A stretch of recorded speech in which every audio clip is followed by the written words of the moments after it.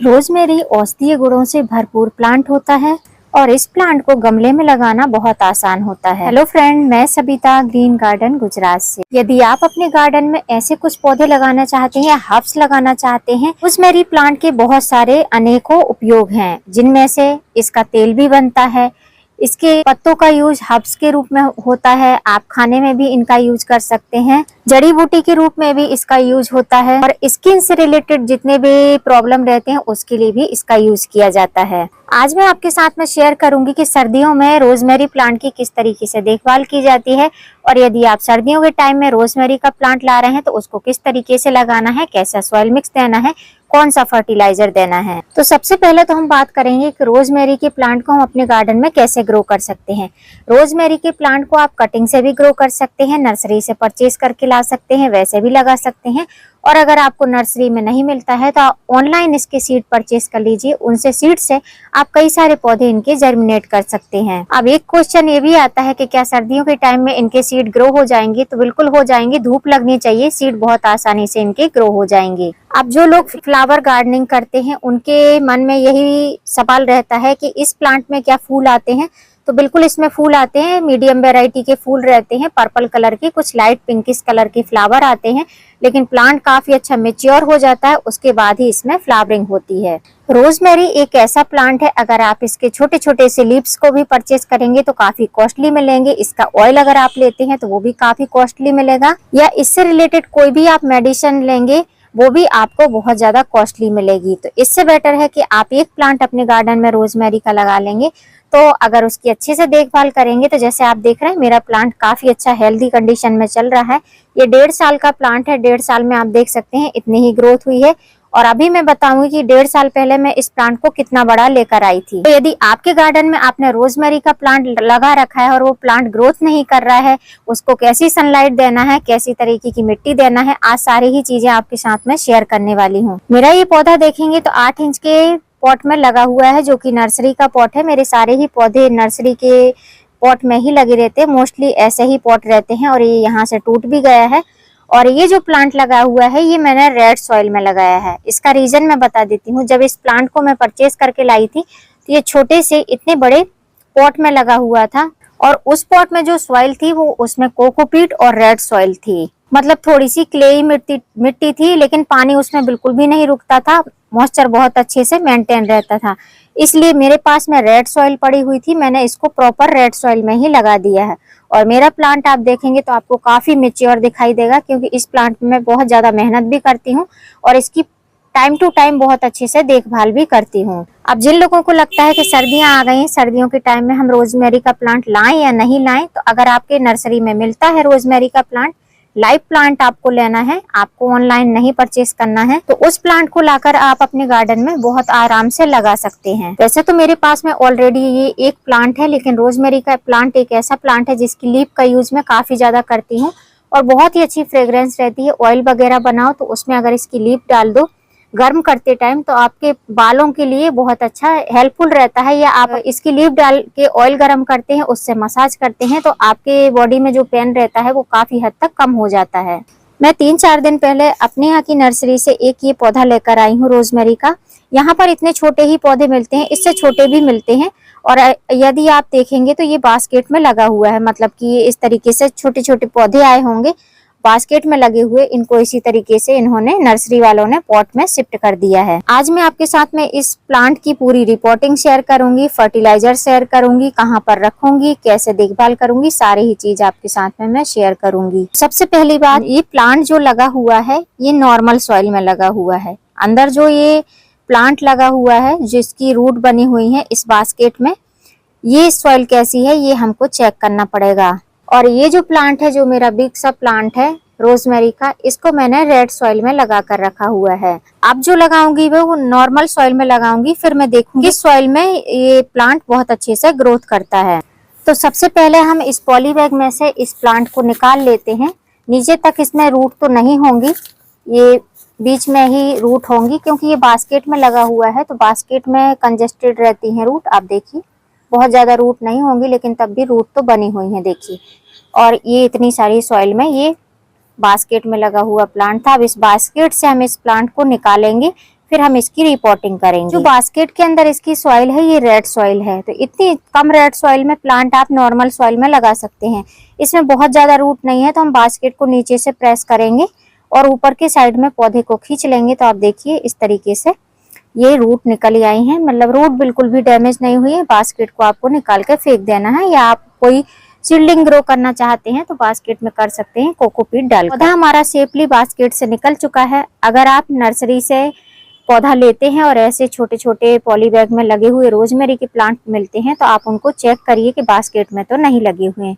जो लोग बोलते हैं पौधे मर जाते हैं, तो बाद में जब मर जाने के बाद में उसकी मिट्टी हटाते हैं तो देखते हैं बास्केट में लगा रहता है पौधा। तो पहले ही आप चेक कर लीजिए करें, उसके बाद में उनकी रिपोर्टिंग करते टाइम आपको बास्केट को हटा देना है। अब बहुत सारे लोगों के मन में क्वेश्चन आ रहा होगा कि ये रोजमेरी का प्लांट आपको कितने रुपए का मिला है। तो मुझे ये 30 रुपीज में मिला है ये प्लांट। और वैसे अगर बड़ा सा प्लांट आप लेने जाएंगे तो हमारे यहाँ तो नर्सरी में बड़ा सा प्लांट मिलता नहीं है। अगर आप ऑनलाइन भी देखेंगे तो आपको 500 से नीचे कहीं भी प्लांट नहीं मिलेगा। अगर इसका डबल ग्रोथ वाला प्लांट लेंगे तो आपको 400-500 रुपए पे करने पड़ेंगे। अब इस प्लांट को लगाने के लिए किस तरीके की मिट्टी बनानी है, रोजमेरी का प्लांट अगर आप लगाते हैं तो कैसे सॉइल मिक्स में आपको लगाना है। पर आप देख रहे हैं ये नॉर्मल मिट्टी है जो हमारे टेरेस पे गमलों में लगी रहती है मिट्टी, वही मिट्टी है जिसको निकाल कर थोड़ा थोड़ा 1-2 दिन के लिए धूप में डाल देती हूँ। थोड़ा सा मॉइस्चर भी रहता है और थोड़ी सी सूखी भी रहती है। अब रोजमेरी का प्लांट एक ऐसा प्लांट है जिसको बहुत ज्यादा चिपचिपी मिट्टी पसंद नहीं होती है। डेली की डेली पानी डालें, डेली पानी निकल जाए। मिट्टी में बिल्कुल भी पानी नहीं रुकना चाहिए, अगर पानी रुकेगा तो इसमें फंगस लग जाएगा। तो ऐसी मिट्टी बनाना है जिसमें पानी नहीं रुकना चाहिए। तो मिट्टी को भुरभुरा करने के लिए मैंने जितनी मिट्टी ली है उतनी ही इसमें सैंड ले ली है, जिसको बदरपुर सैंड या बजरी बोलते हैं, जो कंस्ट्रक्शन सैंड रहती है उसी का यूज किया है। और खाद के लिए मैंने ली है गोबर की खाद। जितनी मिट्टी ली है उसका 1 पार्ट ही मैंने खाद ली है। हमको अपने प्लांट के अकॉर्डिंग खाद डालना है, बहुत ज्यादा नहीं डालना है। तो ये पूरा जो जितना बाउल है इतनी हम खाद यूज नहीं करेंगे, क्योंकि सर्दियों के टाइम पे रोजमेरी का प्लांट बहुत ज्यादा ग्रोथ नहीं करता है। तो सड़ी हुई गोबर की खाद लेना है। सड़ी हुई गोबर की खाद नहीं है तो आप वर्मी कंपोस्ट का यूज कर सकते हैं। अब इन तीनों चीजों को हमको अच्छे से मिक्स कर लेना है। मिट्टी हमारी बनकर रेडी हो चुकी है। अब पौधे की आप ग्रोथ देख सकते हैं, काफी छोटी ग्रोथ है, काफी छोटा पौधा है, तो उसी हिसाब से हमको पॉट का भी चुनाव करना है। बहुत बड़े पॉट में हमको इस प्लांट को नहीं लगाना है, क्योंकि जितना बड़ा पॉट रहेगा उतना ज्यादा इसमें सॉइल आएगी, और जितनी ज्यादा सॉइल रहेगी उतना ही ज्यादा हमको इसमें पानी डालना पड़ेगा। तो हमको पॉट छोटा लेना है। तो मैं ले रही हूँ इतना छोटा पॉट। ये इतना पॉट बहुत अच्छा है, इसका साइज एकदम कंप्लीट है, गहराई भी है और चौड़ाई भी है। अगर प्लांट को आपको बूसी करना रहेगा तो बहुत आसानी से प्लांट बूसी भी हो जाएगा। ऊपर के साइड से काफी ज्यादा चौड़ा भी है। इतना बड़ा प्लांट है उस हिसाब से आपको पॉट लेना है। गमला जो लेना है उसमें ड्रेनेज होल बहुत अच्छे होने चाहिए। मेरे गमले में 2 बड़े बड़े से होल बने हुए हैं, जिससे पानी का निकास आसानी से हो पाएगा। अब इस गमले में हमको हाफ पार्ट तक इस सॉइल मिक्स को फिल कर लेना है। आधा गमला मैंने सॉइल मिक्स से फिल कर लिया है। अब हमारा जो ये प्लांट है, इस प्लांट को हम ऐसे रखेंगे, इसमें सॉइल भर देंगे। और प्लांट को आपको सेंटर में ही रखना है और एकदम स्ट्रेट प्लांट रखना है, टेढ़ा मेढ़ा नहीं रखना है। जैसा आप प्लांट रखेंगे फिर उसी हिसाब से उसकी ग्रोथ होगी, इधर उधर भागेगा। सेंटर में रहेगा तो बाद में आप इसकी पिंचिंग प्रूनिंग करेंगे तो इजी वे में अच्छा सा घना सा प्लांट बन जाएगा। अब सॉइल हमने फिल कर दी है, उसके बाद में इसको हम 2 से 3 बार ऐसे टैप टैप करेंगे, जिससे कि मिट्टी एकदम से स्टेबल हो जाए। फिर हम पानी दें उसके पहले हमको पानी में कुछ मिलाना है। तो यहाँ पर 1 मग पानी ले लिया है। 1 मग पानी में हमको ½ टेबल स्पून के करीब फंजीसाइड पाउडर लेना है। फंजीसाइड पाउडर इसलिए लेना है क्योंकि सर्दियों के टाइम में इसमें फंगस लगने की समस्या इसलिए ज्यादा हो जाती है क्योंकि मिट्टी बहुत जल्दी से ड्राई नहीं होती है। सर्दियों में मॉइस्चर लेवल बहुत ज्यादा होल्ड होकर रहता है, जिसके कारण से फंगस लग जाता है। और अधिकतर रोजमेरी के प्लांट इसीलिए मरते हैं क्योंकि फंगस लग जाता है, रूट में फंगस लगता है तो वो खराब हो जाते हैं। तो ये फंजीसाइड आपको यूज करना है। आपके पास में जो भी फंजीसाइड हो, मैं साफ का फंजीसाइड यूज कर रही हूँ। अब इस फंजीसाइड वाले पानी को हमको ऐसे हाथ लगाकर और गमले में दे देना है, और थोड़ा थोड़ा करके देना है, इकट्ठा हमको पानी नहीं देना है। इतना पानी देना है कि नीचे ड्रेनेज होल से पानी निकल जाना चाहिए। तो एक बार पानी सूख गया है, अब हम दोबारा फिर से इसमें पानी देंगे। अब मैंने जो गमला यूज किया है रोजमेरी का प्लांट लगाने के लिए, वो नीचे से फ्लैट है, मतलब नीचे से उसमें कोई भी पैर वगैरह नहीं बने हैं, इसलिए पानी निकलने में थोड़ा सा टाइम लग रहा है। तो जब भी कोई पौधा लगाते हैं तो ऐसा थोड़ा सा गैप होना चाहिए, जिससे कि पानी आसानी से निकल जाए। तो अभी आप देख सकते हैं पानी धीमे धीमे से ड्रेन आउट हो गया है। अब हमको इस पौधे को रखना किस जगह पर है, तो रोजमेरी का प्लांट एक ऐसा प्लांट है जिसको धूप बहुत पसंद होती है, लेकिन सर्दियों में सर्दी के कारण इसमें फंगस लगने लगता है और बहुत ज्यादा सर्द हवाएं चलती हैं तो पौधे को प्रॉब्लम होने लगती है, पत्तियां झड़ाने लगता है।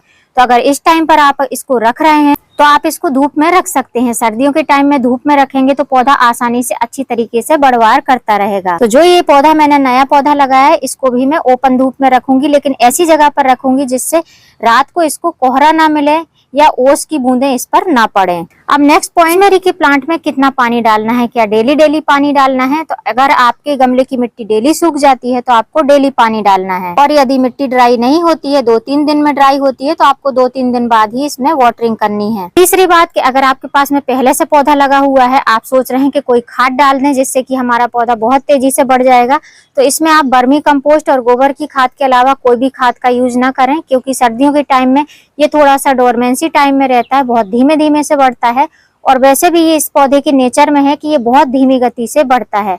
तो अगर बहुत ज्यादा अच्छे से देखभाल करेंगे तो इस तरीके से पौधा बन सकता है, जैसे मेरा 1.5 साल में पौधा इस तरीके से हो गया है। लेकिन सर्दियों के टाइम में आप इसकी एक्स्ट्रा देखभाल भी ना करें और इसको ओवर फर्टिलाइज भी ना करें। नेक्स्ट पॉइंट कि सर्दियों के टाइम में इसकी प्रूनिंग, कटिंग, कटाई छटाई कर सकते हैं क्या? तो बिल्कुल भी नहीं कर सकते हैं इसकी कटाई छटाई। जो पत्तियां आपको चाहिए आप नीचे के साइड से, जो नीचे की ब्रांच रहती है वहां से पत्तियां ले सकते हैं, ना ही आपको इस प्लांट की पिंचिंग करनी है, जो ऊपर से पिंचिंग होती है जिससे पौधा घना होता है। जैसे कि ये मेरा पौधा है, अब मैं सोच रही हूँ कि मैं इसको घना कर दूं तो मैं इसकी पिंचिंग कर दूं, तो मैं अभी इसकी पिंचिंग बिल्कुल भी नहीं करूंगी सर्दी के टाइम में। जैसे ही फरवरी आएगा मैं इसके ऊपर से टिप को कट कर दूंगी तो नई नई ब्रांचेस बहुत तेजी गति से बढ़ने लगेंगी। वैसे भी आप देखेंगे तो साइड साइड से नए नोड आते रहते हैं। तो ये प्लांट बहुत ज्यादा पिंच नहीं करना पड़ता है, ना ही कटिंग करना पड़ता है, ये इसके नेचर में ही है, ये अपने आप ही भूसी बन जाता है, घना बन जाता है। अब सर्दियों के टाइम में अगर आप इसको बचाना चाहते हैं तो आप इसको ऐसी जगह पर रखें जिसको ओस या पाला ना लग पाए।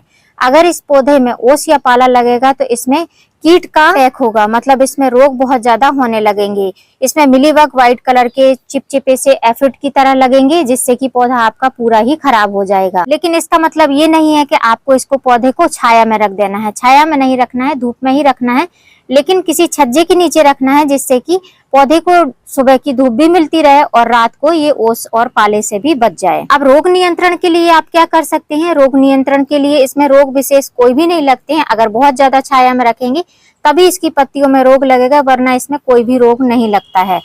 अगर ये पौधा आपका मरेगा तो नीचे से ही मरेगा, नीचे फंगस लगेगा, बार बार पानी की वजह से, चिपचिपी मिट्टी होने की वजह से मिट्टी सूखेगी नहीं तो फंगस लगेगा और पौधा आपका अचानक से नीचे से ब्रांच को काला करेगा और फिर पत्तियां अपने आप ही झड़ने लगेंगी।